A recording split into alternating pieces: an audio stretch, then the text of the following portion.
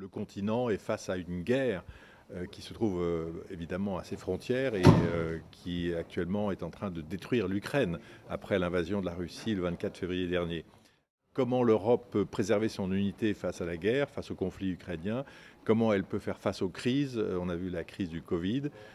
Comment elle peut faire face aux crises annoncées de demain, les crises économiques? On voit que l'inflation augmente et qu'après la guerre, il y aurait très certainement une addition à payer. L'Europe, elle est vraiment face à toutes ces crises et elle doit absolument rester unie si elle veut exister, être forte dans un monde qui penche vers l'Asie, la Chine, l'Inde, et où l'Europe finalement ne représente qu'une toute petite partie du monde.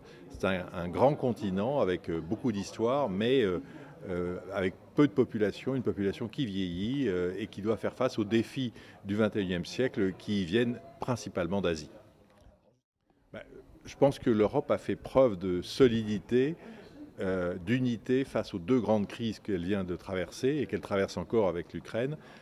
Unité dans la gestion de la Covid, de la pandémie, pour avoir des vaccins, pour les distribuer à tous les pays, pas simplement les pays riches, mais tous les pays européens. Et puis aussi unité face à la crise en Ukraine, face à la menace que représente la Russie. Elle a montré que finalement, dans les crises, elle pouvait être forte.